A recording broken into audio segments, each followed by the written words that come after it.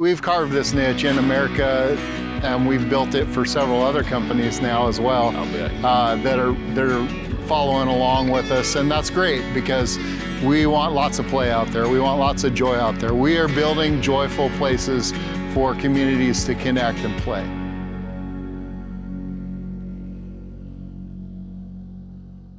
This is the first video in a new series called Shop and Story, where we get a chance to shine a light on some of the really extraordinary craftsmen that are pouring their heart and soul and their sweat into bringing things of value to our world. We appreciate it, and I think you're going to appreciate getting acquainted with these people.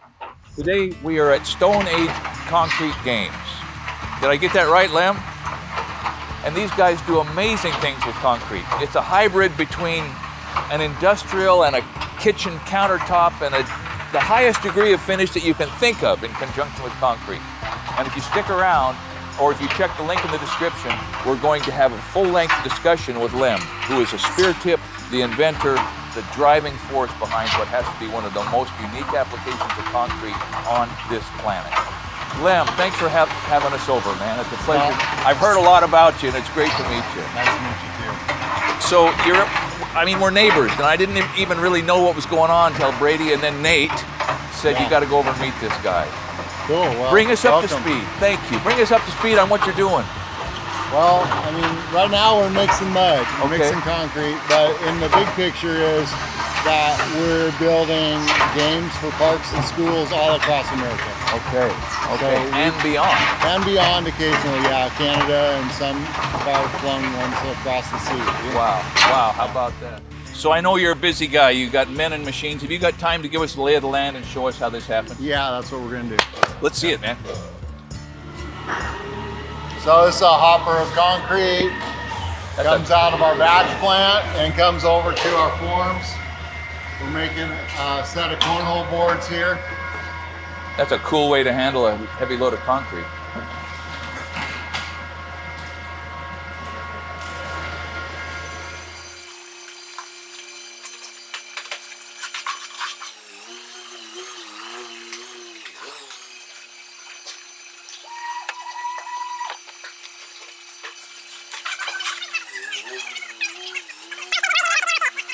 Scott, this is going to get noisy Thank in a you. minute, but I think you're going to want to see it. Yeah, right on.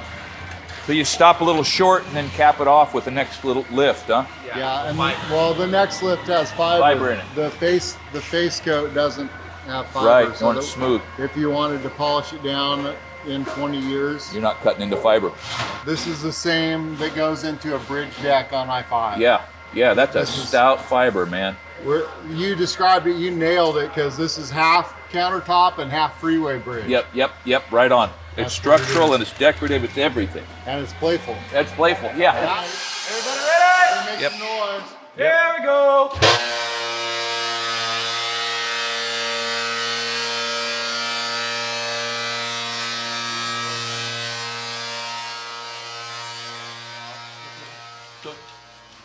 This is worth pointing out, that they control how long they run that vibrator, because as you're vibrating it, those rocks will sink, right? And you don't want that segregation, you just want the consolidation.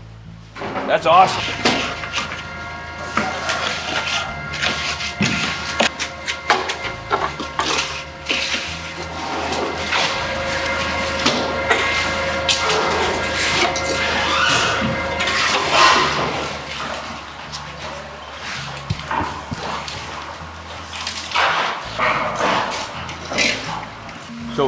So you mentioned earlier that you worked on cell towers.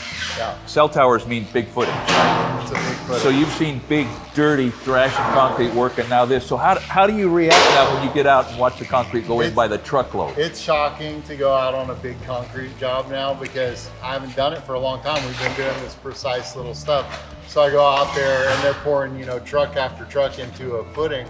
And it's just, and they're stomping it down and stomping it, boot finish, and then once it dries, it just, it's under grade. They cover it. So get the rebar clearances right and forget everything else. 2 mats of number 8 rebar that you can walk across 1 foot on center. It's just a whole different scale than what we do. So that's where I started from too. So it's So that's so interesting, because starting there gave you a whole bunch of the tools you were going to need for this, and you had no idea.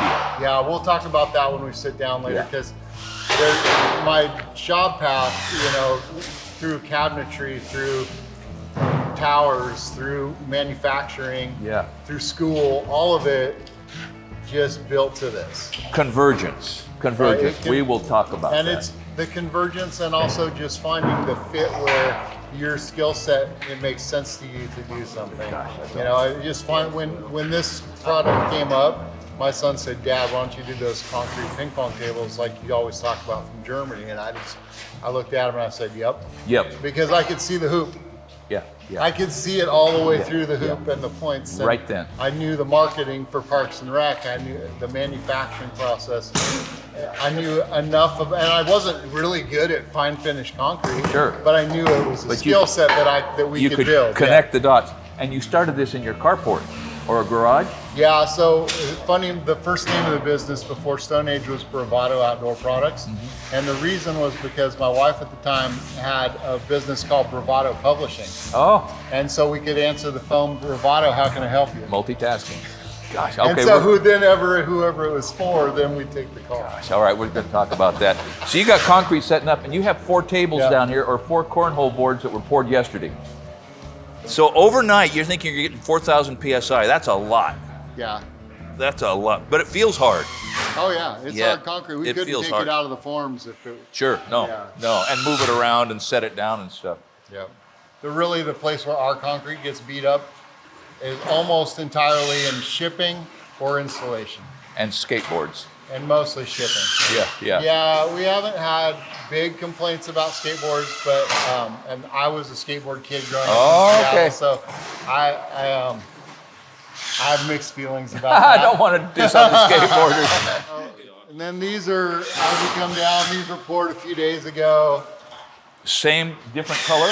Different color target or just different age? This is black integral. Okay, yes. This is black integral color. Yes.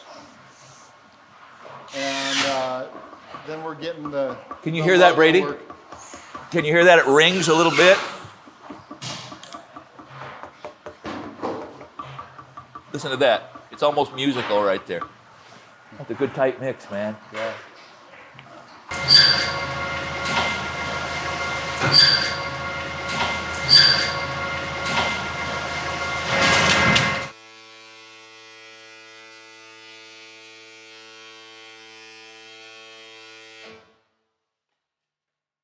So this is an awesome demonstration of place and finish. I mean, it's very controlled, very precise place and finish.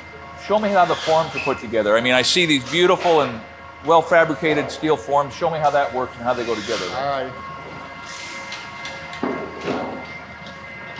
So we've got some leg forms here, actually, these are almost ready to pour. Okay, leg forms under the ping pong table. Leg forms under this legs for ping pong and foosball. Okay. So, and then it's going to get those cast in place inserts here. And there's a side brace cast in place insert here. And then that's where that 2-inch steel I showed you fits right here. And then bolts down into the leg. So when we're getting this form ready for the legs, we just put this bolt in here, snug up the insert. Smart. And it is right where it has to be. And this is how everything bolts together. So this is the beauty of visualizing form work. Black is white, white is black. This is the negative image of a photograph, and it takes some practice to be able to visualize, you know, that in is out and out is in. Yeah, so I'll show you this foosball table. This foosball table really turned my brain inside out. I'll bet. The first time we built it. Okay, this is foosball. This is the foosball table. This is the outside walls of the foosball table. Okay. And then we're going to build a box in here. It's also steel. And to create the curb effect. Right, to create the curb here. And then the rods go through the holes to put our bushings in place. Because the rods and bushings have to line up perfectly. They've got to no be very friction. good. Yeah, they've got to be nice, tight, lined up. All right, let's. I'll show you the finishing room. We do all our diamond polishing in here. Okay. These come out. The chest tables come out of the forms with a rough surface. Sure. And so this has been through a couple steps. This is maybe at 100 grit polish right now, and it's going to go up all the way to 3,000. To 3,000.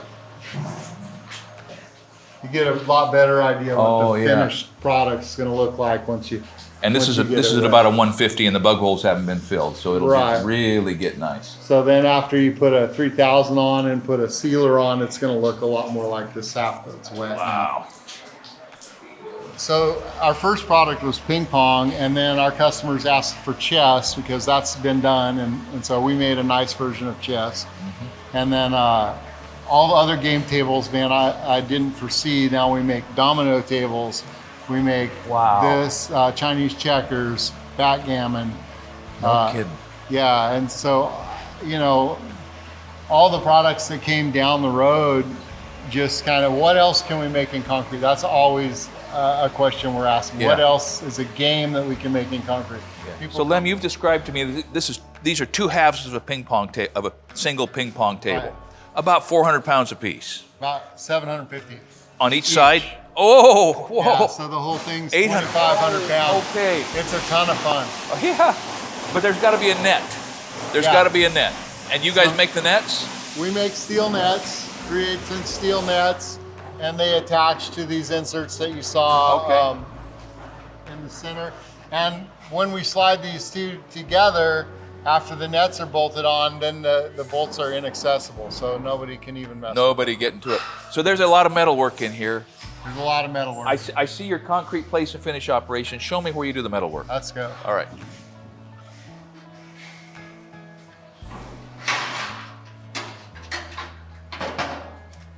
Yeah. So, I mean, we do a lot down here. Sometimes we form our big shuffleboard tables on sawhorses here. Okay. And, Okay. but for the most part, this back here and this area over here is all fab. We use this CNC machine CNC so much. plasma. Yeah. We use this a lot. And Now you don't often have to cut heavy stock, but you cut a lot of lighter stock. We cut a lot of 3/8 inch. Uh-huh. This is a raw stock of what we use for a ping pong table net. Wow, nobody's stealing that. It's 3/8 inch steel, and you can see these is where we bolt in the middle of the table. Yeah. Man, that is a permanent installation. It's a permanent net. So, like you said about skateboarders, right? Yeah. We try to make our stuff so it won't be destroyed if they skate it. Yeah. So we've talked about this, that when you started this, it was in your garage and you were mixing bags of Saccrete to make your concrete. And what people don't understand is that cement is not the same thing as concrete. Cement is one of the components of concrete, along with water and rock and sand and then admixtures, right? Right. Okay. But it has to be mixed. So you started out with some sort of little mixer or a wheelbarrow or something, and now you've got this. And this is a batch plant, right? I mean, Right. It does all the thinking for you. This one, once you program in, this will hold, over 50 formulas for your mix. Okay. And we probably have 2 or 3. We Sure. have 3, right? We mostly pour the same.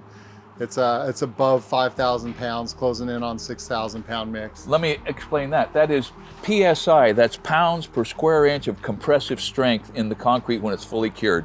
They're batching and placing in their games concrete that will stand 5,000 to 6,000 pounds of pressure per square inch before it crushes. And to explain that even further is a normal sidewalk is Right. usually around 2,000, 2,500 Yeah, pounds. 2,500, 3,000, 3,500 on a pump mix. 5,000 is strong. Yeah, so we're pouring pretty strong concrete.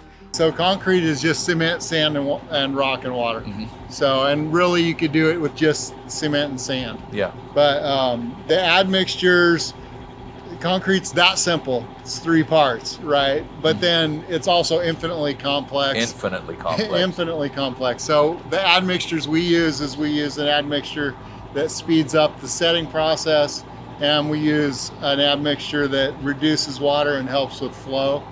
Just a second.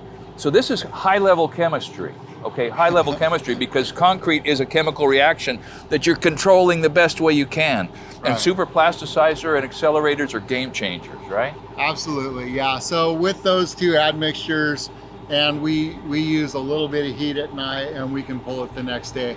Now our mix guy, he said we can make a mix to pull it in 4 hours. In 4 hours. In 4 hours. But then you're talking about, pretty extensive additives, expensive and extensive. Yeah, takes the fun out of it. adds pressure. You guys don't have pressure here. This is playful concrete. You know. We try not to have pressure it's here. Awesome. Some days it's like that. Yeah.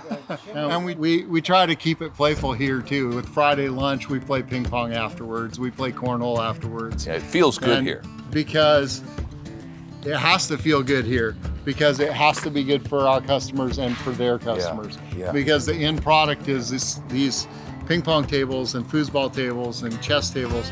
They go out in the park and they sit there for decades, and the whole idea is to make it a beautiful and fun place to be that has athletic and mental activities for people to connect with each other. What a fantastic niche. Man, I appreciate this tour. I appreciate knowing you better. We're in the same neighborhood. I appreciate the sort of the magnitude of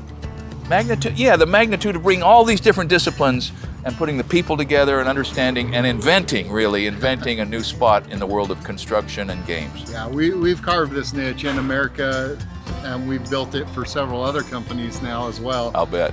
They're following along with us, and that's great, because we want lots of play out there. We want lots of joy out there. We are building joyful places for communities to connect and play. How do you beat that? I don't know if anybody else is going to be lucky enough to forge that kind of a niche out of a construction upbringing, but this guy has. Thanks. And I admire you for it. Thanks for watching Essential Craftsman, and keep up the good work. Oh, there we are. That's familiar. Wrapping up the tour of the shop, I got to watch Lem's son use the CNC plasma cutter to cut out my logo. He is so good with that thing, and it was a pleasure to see my logo come out of the flames. And then we followed it up with a nice long interview with Lem about everything that led him to where he is today. The challenges and the accomplishments, and I think that if you set aside a few minutes to listen, it's going to provide some inspiration, maybe some hope and determination as you work your way through your life to where you need to be. Thanks for watching Essential Craftsman, and keep up the good work. Look at that thing. Perfectly rendered. Wow. Thank you, Pierce. Welcome.